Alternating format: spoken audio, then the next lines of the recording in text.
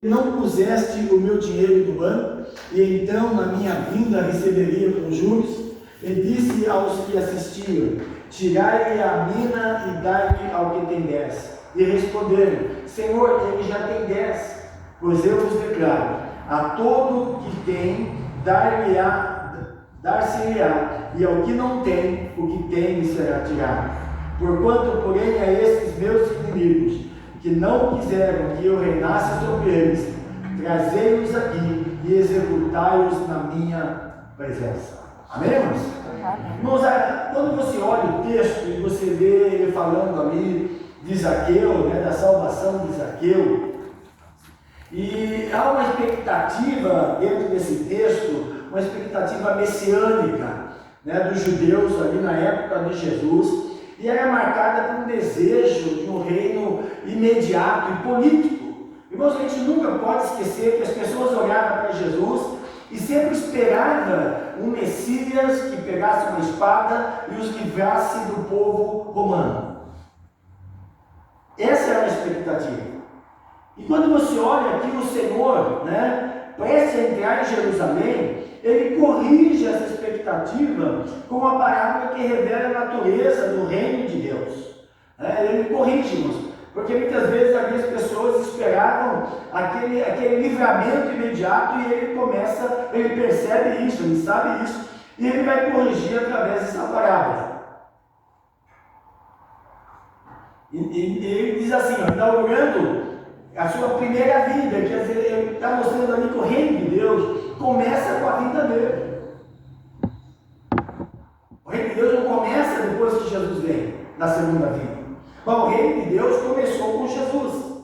Mas ele mostra também que esse reino é consumado com o retorno glorioso dele, com a segunda volta de Jesus, a qual nós estamos esperando. Então Jesus ensina que enquanto o rei está ausente, enquanto ele está ausente, os seus servos têm a responsabilidade de fidelidade e de produtividade espiritual.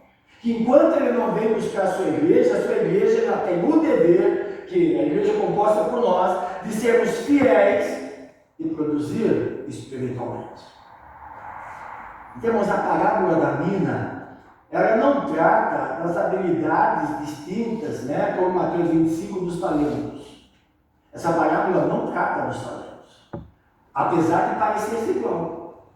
Ela fala de talentos e aqui fala das minas. Mas é de igual responsabilidade entre os seus servos e as suas diferentes respostas. Porque hoje, se você perguntar, todo mundo tem uma desculpa, pode ser certeza disso.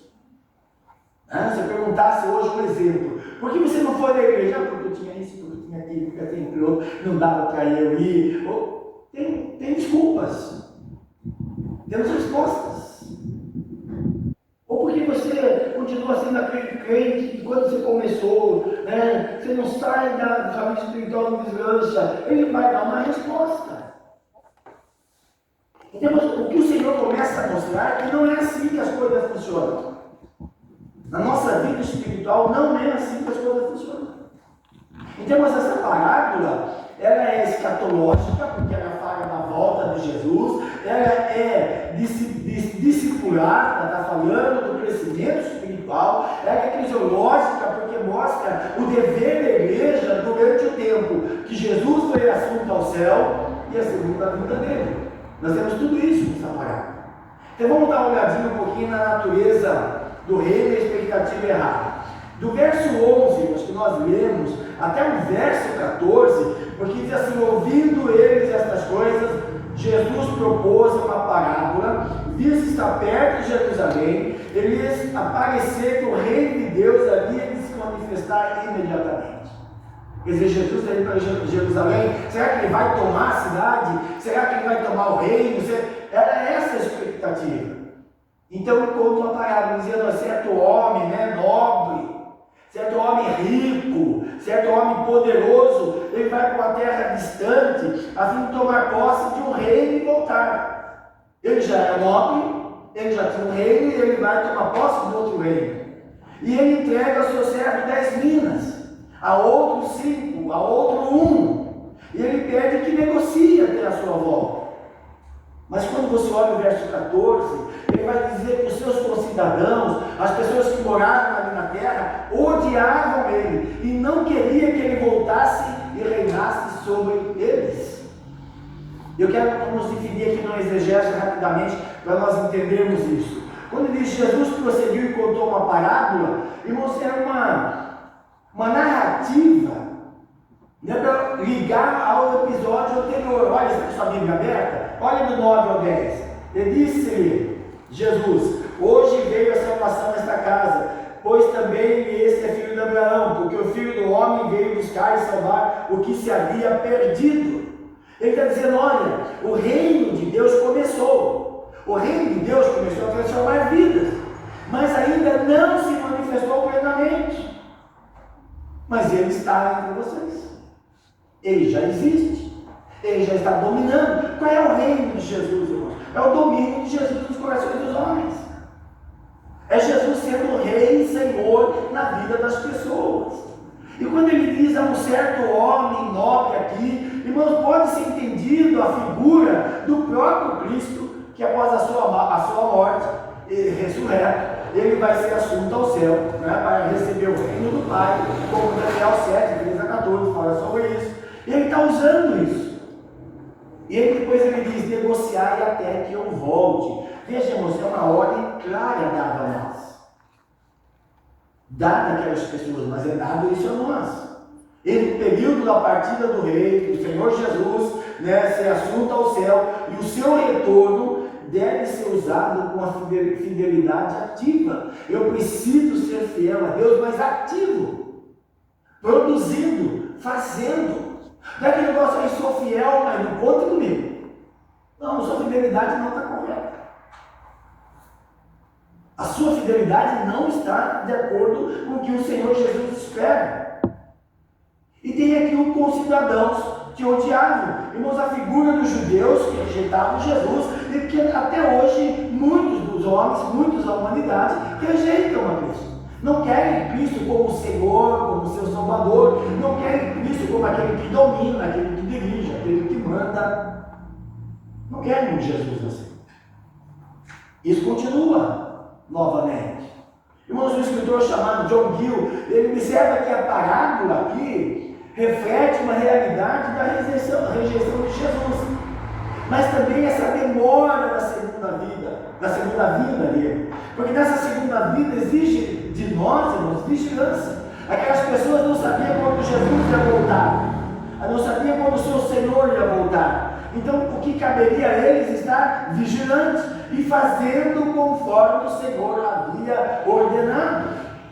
Irmãos, Spurgeon vai falar aqui, ele destaca que a fidelidade diária ao chamado de Cristo, porque todos nós somos chamados. O Senhor nos chamou para a salvação. Então, a fidelidade a esse chamado de Cristo é o dever dos que reconhecem a autoridade dele, mesmo na ausência. Ele não está fisicamente conosco, mas mesmo ele não estando fisicamente conosco, é dever nosso, se nós reconhecemos a autoridade sobre a nossa vida, é dever nosso sermos fiéis a Ele, fazendo aquilo que Ele nos ordenou, aquilo que Ele nos pediu. E vou citar mais um estudioso que é Luiz Bercoff, não sei quantos irmãos conhecem. Quando ele trata da obra mediadora de Cristo, ele explica que após a sua ascensão, ele recebeu autoridade sobre todas as coisas, que é simbolizado nessa parábola. Agora o Senhor Jesus tem toda a autoridade. Mateus 28, na ressurreição ele diz, é-me dado todo o poder, toda a autoridade nos céus e na terra. Então ele tem toda a autoridade. Irmãos, o que esse texto que nós vemos até aqui tem para as nossas vidas? Primeiro, nós devemos rejeitar aquelas expectativas triunfalistas, imediatas, e entender que o reino de Deus se manifesta progressivamente. O reino de Deus vai chegar no auge com a vinda de Cristo, porque chegará como rei, como Senhor mesmo. Temos essas coisas triunfalistas muitas vezes desanimam as pessoas. Irmãos, nós vivemos em um tempo também entre a promessa do Senhor e o cumprimento final. Ele disse que viria buscar a sua igreja, voltaria. Ele disse isso lá em Atos. O texto bíblico diz que quando Jesus foi assunto, ele estava subindo, um anjo se pôs lá e disse: olha, do mesmo jeito que ele foi, ele voltará. Então há uma promessa da volta dele. Enquanto, irmãos, isso não acontece, esse tempo de responsabilidade e de obediência. Não adianta você dizer: mas Jesus falou que vinha e está demorando. Mas é um tempo de responsabilidade e de obediência.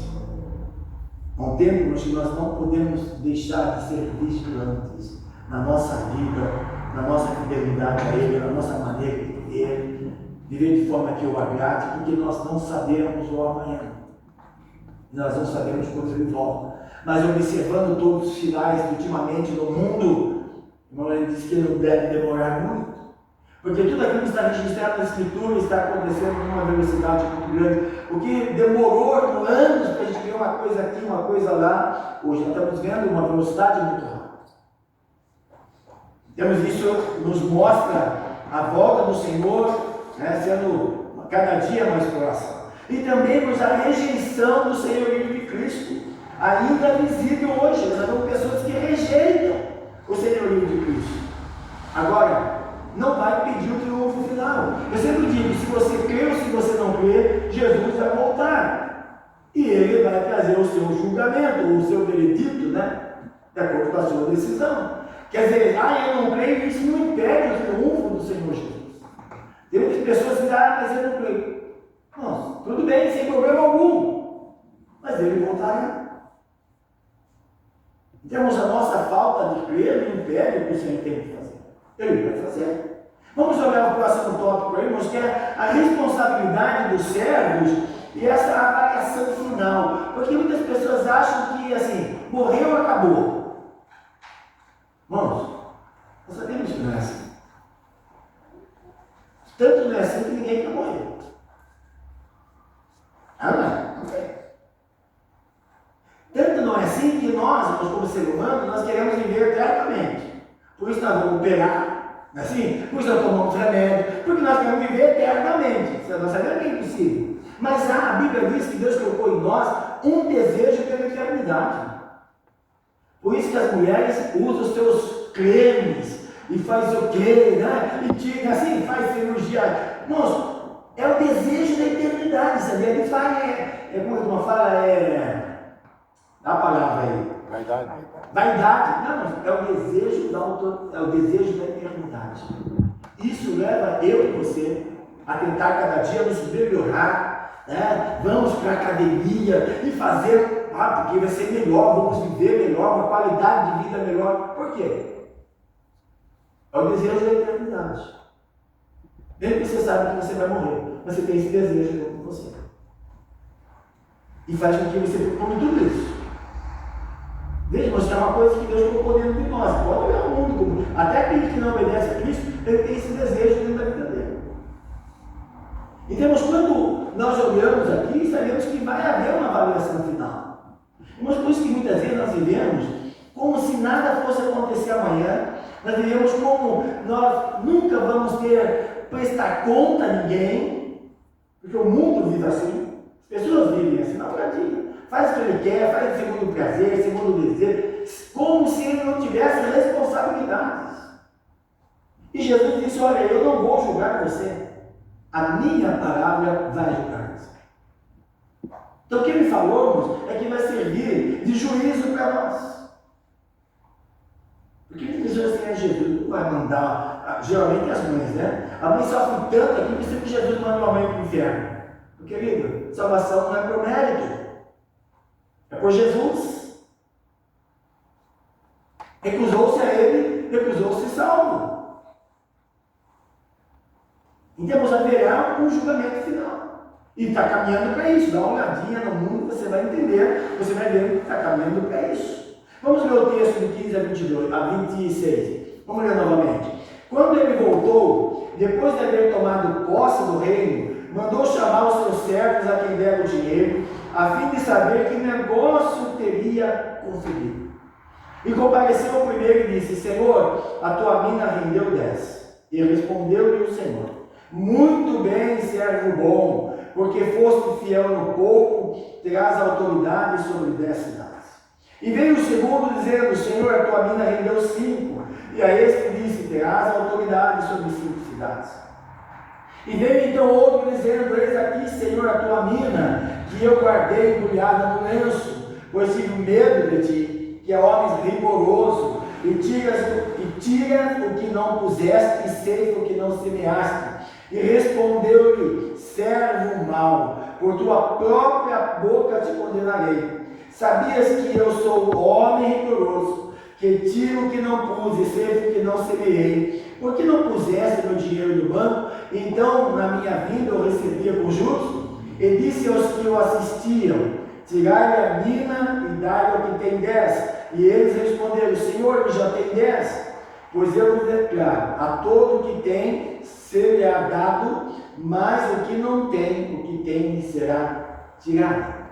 Irmãos, quando você pega esse texto, fazendo exegese rápida de algumas coisas aqui, para nós entendermos, ele diz assim, a cada um deu uma mina. Vejam que ao contrário dos talentos, como eu disse lá no início, que era o talento que tinha dado para os seus servos, e eles tinham que negociar, aqui os servos, e ali, irmãos, é a habilidade, é tudo aquilo que Deus nos dá, aqui os servos recebem a mesma quantidade, mas simbolizando oportunidade, responsabilidades iguais no reino. Irmãos, todos nós temos responsabilidades iguais. Eu como pastor, você como líder, você como membro, você no ministério. Todos nós temos oportunidades e responsabilidades iguais. Não é diferente. A pergunta é, o que nós estamos fazendo com essa responsabilidade que Deus nos deu e com essa oportunidade? Estamos multiplicando ela? Ou estamos guardando com isso? O que nós estamos fazendo? E ele diz assim, negociai até que eu volte.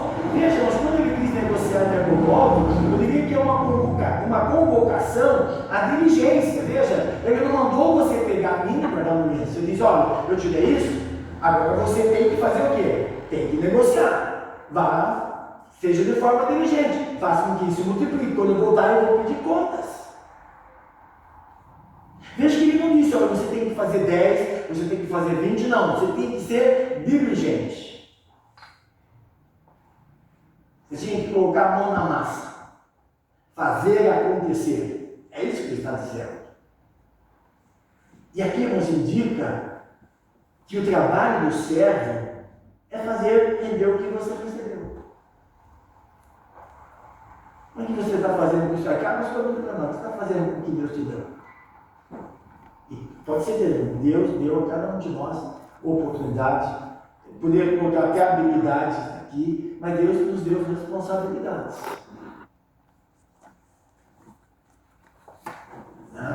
Hoje mandei uma mensagem para o grupo de casais aí, que estavam perguntando, e é bem aquilo.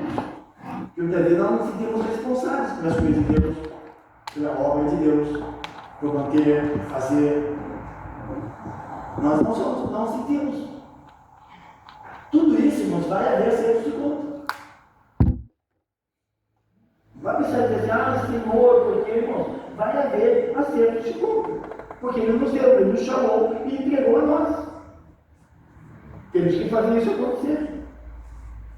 Aí diz assim, servo bom, autoridade sobre 10 cidades. Vejamos que a recompensa é proporcional à fidelidade. Como é que você está negociando? A sua recompensa é proporcional ao trabalho que você fez, ao empenho seu. É proporcional, irmãos, à sua diligência. O que mais acontece nos trabalhos hoje, as pessoas não é diligente, não é responsáveis, não é proativo. E ele, quando você eleva alguém, né, que é assim, ele reclama, porque eu sou mais velho da empresa, olha aqui lá já, e eu não. Não é o tempo de casa, é a diligência. Se você é um proativo. Então, quando você olha, a recompensa é proporcional à fidelidade.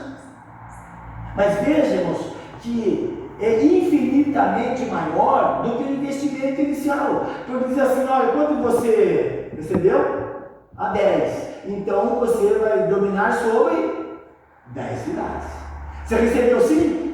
Então você vai dominar sobre 5 cidades.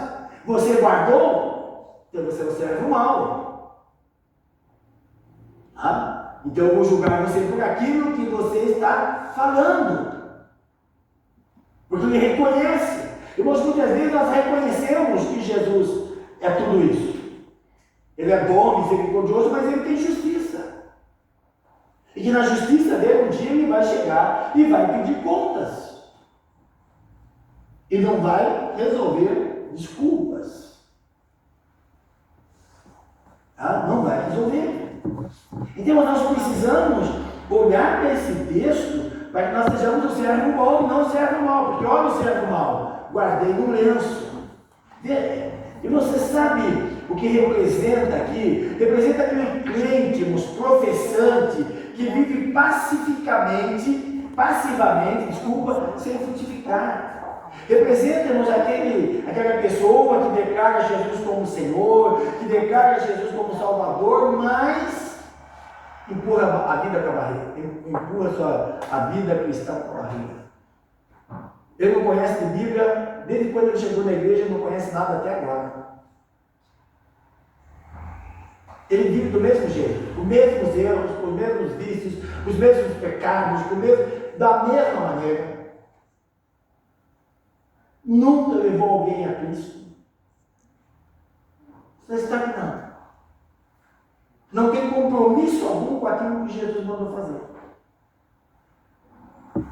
Ele até reconhece que Jesus faz tudo isso. Mas a vida dele é estagnação espiritual. Paulo vai dizer que nós não somos mais crianças. Nós não somos mais crianças. Não pode ser criança espiritual a vida toda. Por isso, irmãos, que precisamos conhecer, precisamos crescer espiritualmente, precisamos ser ativos nas coisas de Deus, na obra de Deus, participar daquilo que está sendo feito. Veja, irmão, João Calvino, ele afirma que a recompensa aqui é uma expressão da graça e não de mérito humano. Mas Deus honra-nos a fidelidade como um reflexo da regeneração operada pelo Espírito. Deus olha para nós e honra a nossa fidelidade como aquilo que o Espírito um dia fez na nossa vida, a regeneração ocorrida através do Espírito Santo de Deus. Quando você olha uma pessoa, como a parábola diz, que pegou 10 minas, tenha mais 10, então ele coloca sobre 10 cidades, ele diz assim, isso é graça. Ele podia dizer, dá aqui os 10 e acabou. Mas ele coloca o domínio sobre 10 cidades, e isso é graça, irmãos. Toda a recompensa que Deus nos dá através da fidelidade é graça. Ele não precisaria dar, ele é Deus, ele é Senhor. Mas ele nos recompensa. E isso é graça. Não é merecimento. Não é mérito. Irmãos, e se você observarmos, Deus faz exatamente isso. Exatamente isso. Eu comentava com a Raquel essa semana. Conheço um irmão, trabalha numa pequena empresa. Se trabalha numa pequena empresa, o salário dele não é tão alto. Mas ele está fazendo coisas que gente que tem mais dinheiro não faz. Você pega ele, ofertante, envolvido na obra de Deus, faz as coisas. Isto é graça. Isto é graça. Recompensa a fidelidade. Fidelidade em tudo. Não é uma coisa, em tudo. Irmãos, e Deus nos recompensa a fidelidade de Deus. Ele não precisaria fazer isso. Ele é Senhor e acabou, pronto. Acabou. Não tem que responder e dizer, não, porque eu vou fazer. Ele não tem que dar satisfação nenhuma. Mas a graça dele faz com que ele honre a nossa fidelidade. Mas fidelidade, mas obediência é o que traz bênçãos para a nossa vida. Nós tivemos aqui no sábado do jejum, muito bom. Mas o jejum sem obediência e fidelidade não resolve nada. Não resolve nada. É o jejum, mas fidelidade e obediência. E você tem Deus trabalhando, você tem Deus fazendo. Irmãos, Sproul, que é outro comentarista, ele observa que o servo infiel representa um membro visível da igreja que não possui a fé salvadora verdadeira. É aquele membro da igreja. Ele até se batizou, aí ele toma a ceia, mas ele nunca foi salvo. Ele nunca entregou a vida a Cristo. Ele nunca teve uma fé salvadora, o qual ele reconheceu como pecador, necessitado de Jesus, porque senão o destino dele era o inferno, e disse: Senhor, venha ser o Salvador meu, perdoa os meus pecados, que meu nome esteja no livro na vida do Senhor.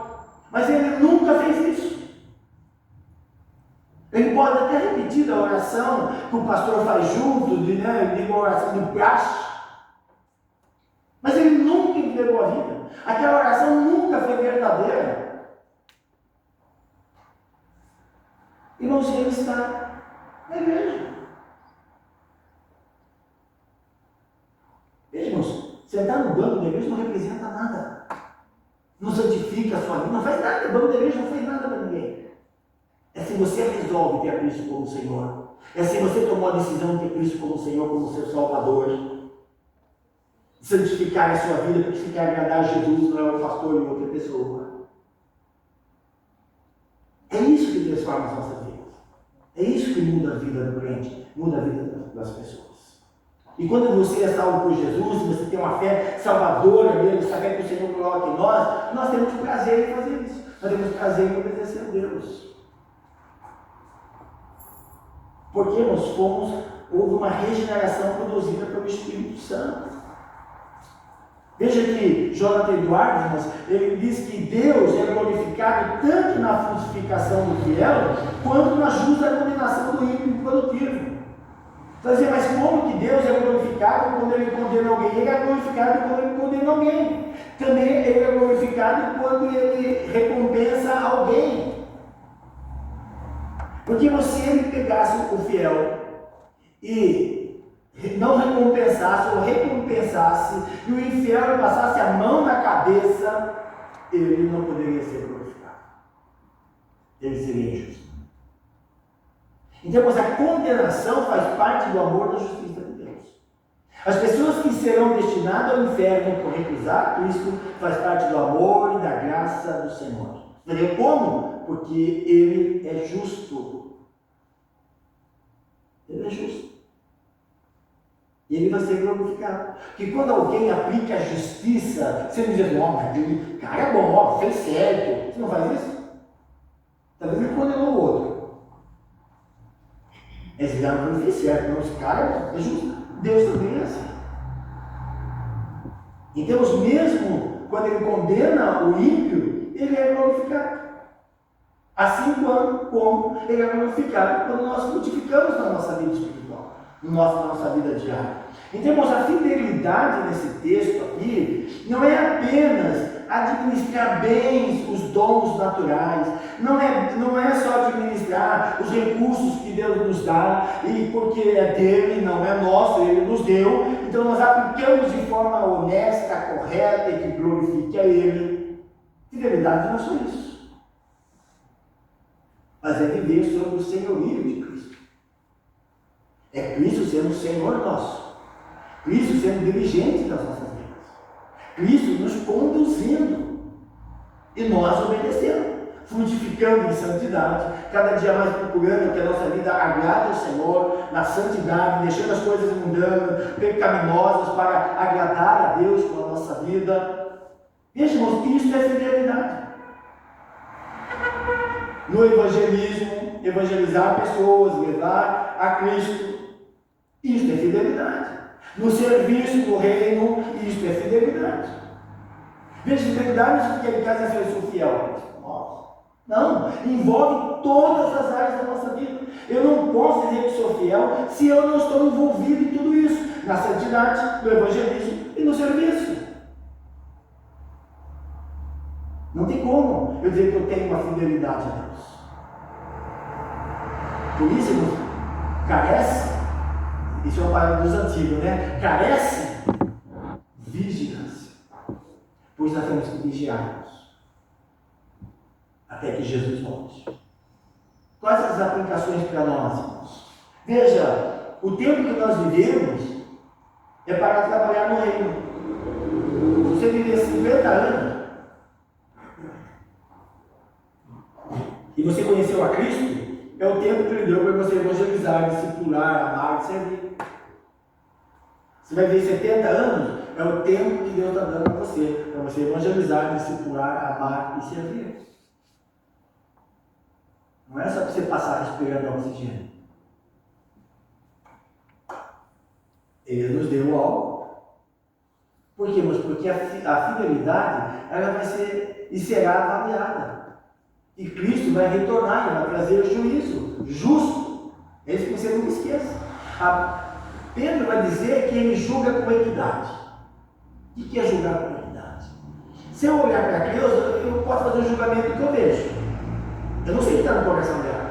Eu não sei o que ela está pensando. Mas Cristo sabe, passado e futuro. Sabe o que está na mente dela. Sabe o que ela está pensando. Isso é julgar com equidade.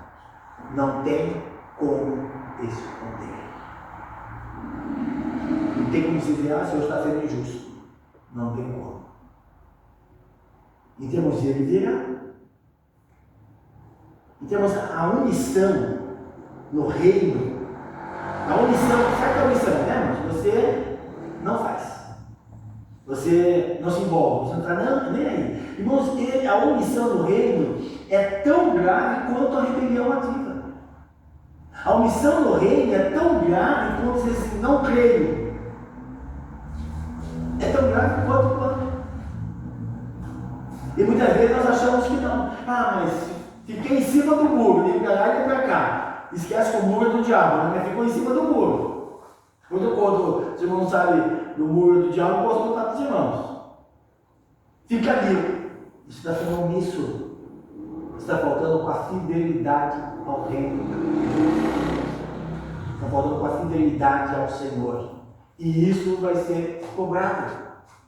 Isso vai ser levado em consideração. Então, essa inércia espiritual que muitas vezes temos, quando chega ninguém de fora, é condenada.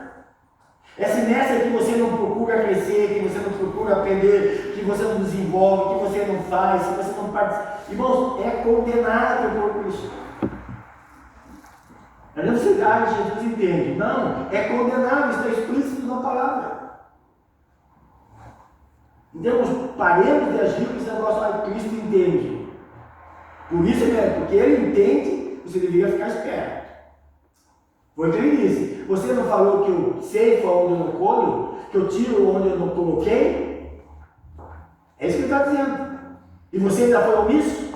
Então eu vou te condenar pelas suas palavras. Então, mas quando você olha o texto, irmãos, inércia espiritual, não podemos dizer. Não podemos ser assim. Vamos para o terceiro tópico aqui. O juízo do rei e o destino dos inimigos, verso 27. Quanto, porém, aos seus inimigos, que não quiseram que eu reinasse sobre eles, trazei-os aqui e executai-os na minha presença. Pai, meu Deus, traga aqui os meus inimigos.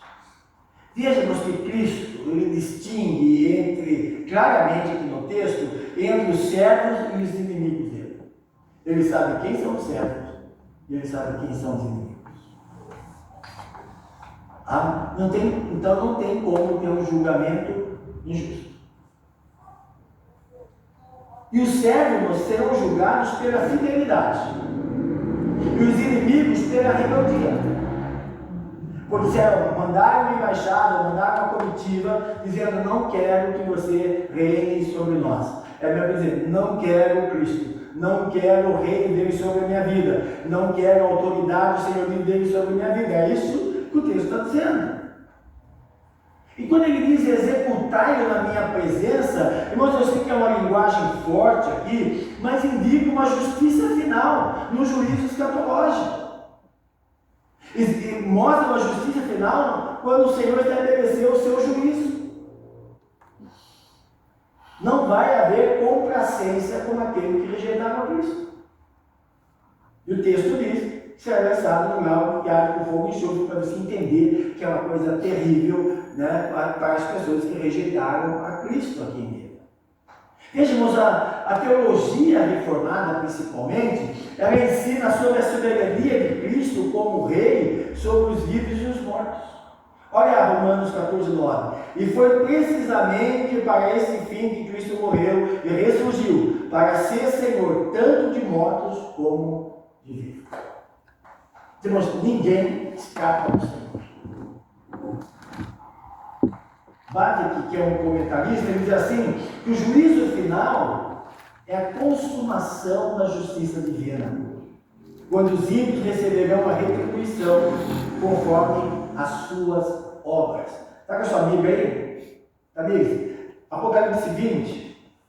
Vamos lá. Vamos dar uma olhadinha.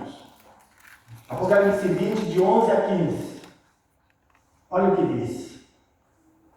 E viu um grande trono branco, e o que estava sentado sobre ele, cuja presença fugiu a terra e o céu, e não se achou lugar para eles. Dá para entender o que é a presença do Senhor. E viu os mortos, grandes e pequenos, que estavam diante de Deus. E abriram-se os livros, e abriu-se outro livro, que é o da vida. E os mortos foram julgados pelas coisas que estavam escritas no livro, segundo as suas obras. Primeiro julgamento, obras. Você imagina, não tem julgando a minha obra e a sua obra? Será que nós íamos para o céu? Será que íamos comer? Não. Nós não temos obras para garantir a nossa salvação. Não temos.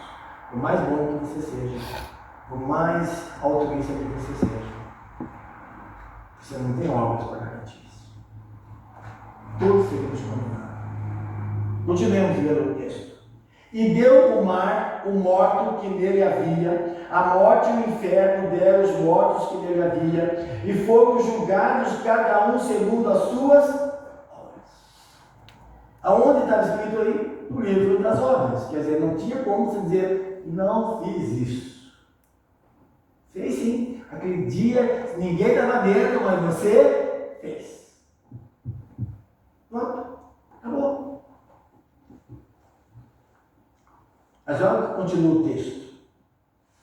E a morte e o inferno foram lançados no lago de fogo, e esta é a segunda morte. E aquele que não foi achado escrito no livro da vida foi lançado no lago de fogo. Então, para que houvesse salvação, seu nome deveria estar escrito no livro da vida. Só Jesus pode fazer isso. Por isso ele precisa ser o seu Senhor e o seu Senhor. Não há salvação fora de Jesus.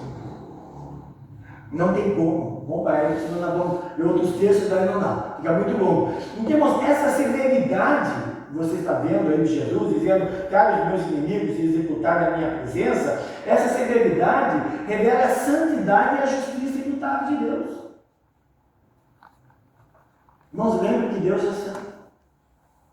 Pedro vai dizer na sua carta, no capítulo 1, que nós devemos ser santos, porque aquele que nos chamou é santo. E devemos ser santos em todo o nosso proceder. Em tudo que nós fazemos. Então não é uma santidade que no trabalho eu não sou, em casa eu não sou, com meus amigos mundanos, não. É em tudo que eu faço. Em qualquer lugar, eu tenho que buscar a santidade da minha vida. E que Cristo, irmãos, quando ele vir, não tem como fazer de forma diferente, porque a justiça dele é imutável, e a santidade dele também, e o julgamento dele é baseado nisso. Martim Lutero, irmãos, quando ele comenta, ele diz que muitos querem Cristo como Salvador, muitos desejam, mas rejeitam como Rei. Sabe o que significa isso?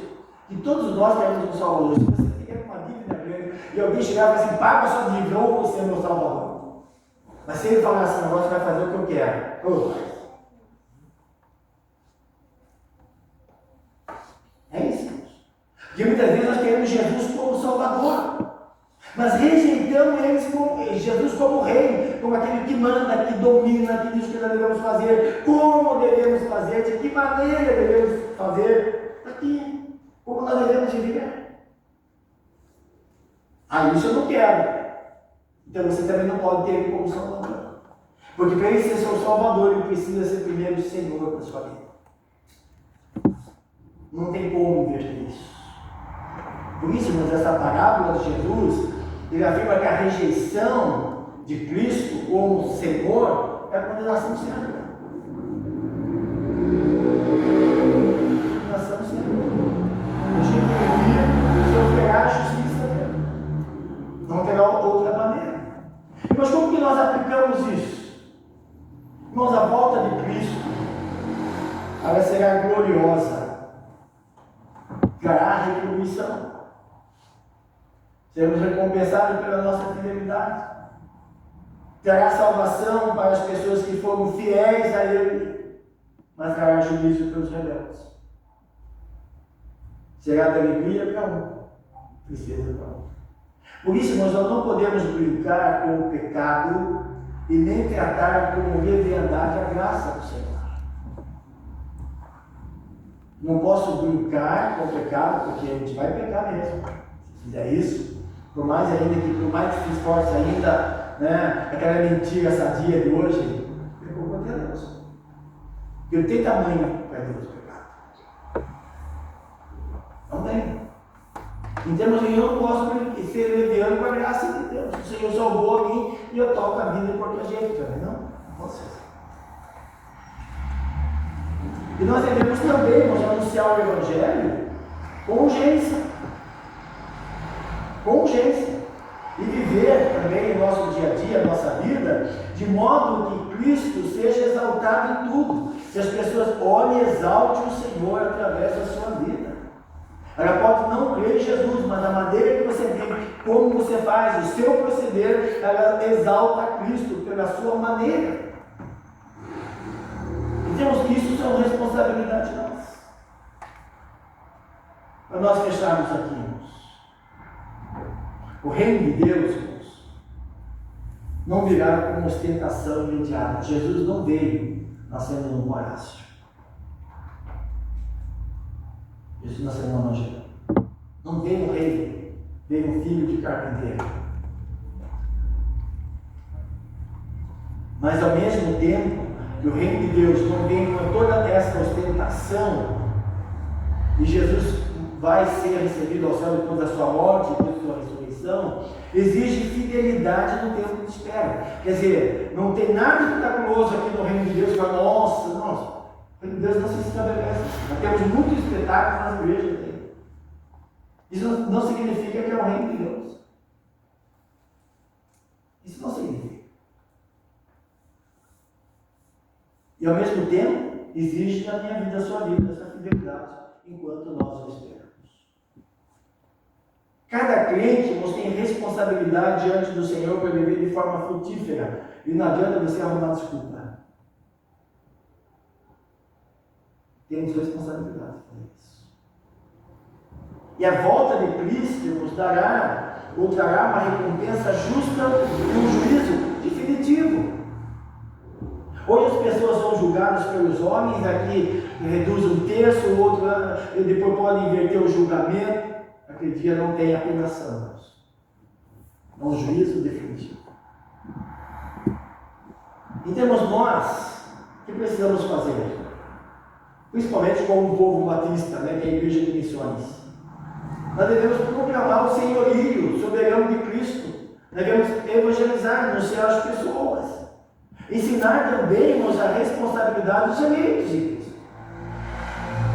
A responsabilidade que temos como cristão, como crente, como alguém que faz parte da seara do Senhor, como crente que Cristo é o Senhor, Salvador deles, nós temos responsabilidade. Mas ao mesmo tempo que nós aguardamos também, ter a certeza do retorno do Rei, a certeza que Jesus virá. Talvez venha para você essa noite, você parta para a eternidade. Não tem como mudar esse princípio. É o princípio que você tomou. Se você era rebelde, você vivia com fidelidade. Temos, não tem como. Mas tenha certeza que o Senhor Jesus voltará. E que nós possamos nos negociar tudo que o Senhor nos deu, essa oportunidade, tudo que Deus tem colocado nas nossas mãos, mas com zelo, com dedicação, com fidelidade. Não é sair e fazer a doidada, não. Sabe o que é fazer com zelo? É aquele pedreiro que se arruma para a sua casa, que a junta é 1 milímetro, você vai lá, tem 1 milímetro. Não tem sujeira esparramada.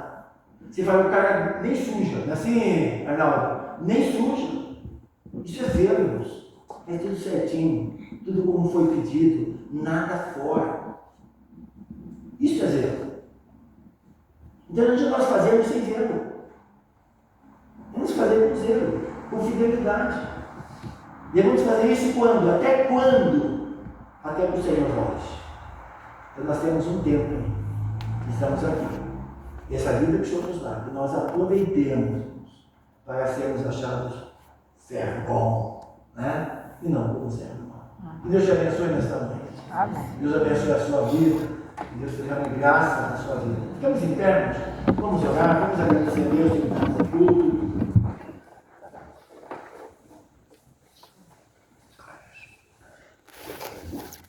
Muito bom ter vocês aqui, viu?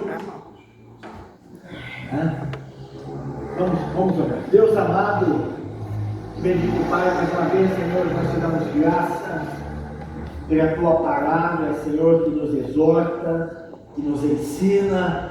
Ó Deus, muito obrigado, Senhor, porque é uma palavra viva, uma palavra que produz resultado em nós, resultado no nosso coração, no nosso viver diário. Ó Deus, muito obrigado, Senhor, pela bondade, pela misericórdia do Senhor, para com cada um de nós, porque nós não tínhamos nada a oferecer, o Senhor nos salvou, o Senhor nos chamou a Cristo, o Senhor nos deu salvação. Ó Deus, muito obrigado, Senhor, por isso é graça sobre nós, é a graça do Senhor que nos alcançou. E agora, Deus, pedimos que o Senhor também nos ajude através do Teu Espírito Santo, para que nós possamos viver em fidelidade, Pai. Vivemos de forma que o agrade, em tudo que o Senhor tem colocado nas nossas mãos, seja dom, seja recurso, seja os bens, seja o que for, Deus, que nós possamos viver com fidelidade ao Senhor, e que tudo glorifique o Teu nome, e que isso, Senhor, possamos render glórias a Ti, Senhor, alcançando pessoas, Senhor, levando a Tua igreja avante, para que outras pessoas tenham um encontro com Jesus, seja resgatado do pecado, seja salvo, sejam libertos para a glória do Teu nome, porque sabemos que um dia o Senhor virá, o Senhor trará julgamento sobre esta terra, e nós queremos ser achados servos bons e fiéis. Nós queremos, Senhor, habitar com o Senhor para sempre. Por isso, Deus, nos ajuda, Senhor, a cada dia, a cada momento, com a misericórdia do Senhor, para que nós não sejamos consumidos, mas que sejamos, Senhor, guardados pelo Teu poder. Nos livra, Senhor, de pecar contra Ti, Senhor, e nos ajuda a andar em santidade diante da Tua presença, Pai.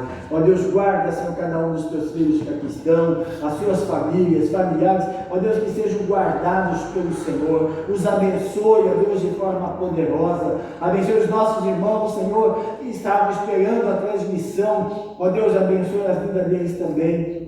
Os ajude, Senhor, poderosamente, Pai. Ó Deus, que eles sejam abençoados nesta noite. Ó Deus, nos leve em paz para as nossas casas, nos guarda no trajeto, guarda, Senhor, para levar aqui hoje no trajeto até a casa deles, que é um pouco distante. Ó Deus, que os Teus anjos, Senhor, estejam ao redor deles nesse caminho. Senhor, livra-os de todo mal, porque sabemos que o Senhor é este Deus que nos guarda, e que o dia de amanhã, Pai, seja um dia de bênção, Senhor, para cada um de nós. Seja um dia, Senhor, que estaremos na presença do Senhor, ó Deus, e alegrando o Teu coração, Senhor, com o nosso modo de viver. Fica conosco, Senhor, nós oramos e agradecemos por todas essas coisas e por tudo que o Senhor fez esta noite, ó Deus, e pela resposta de oração. Assim nós oramos em nome de Jesus. Amém. Deus te abençoe, meus irmãos. Até domingo. Amém. Eu até sábado.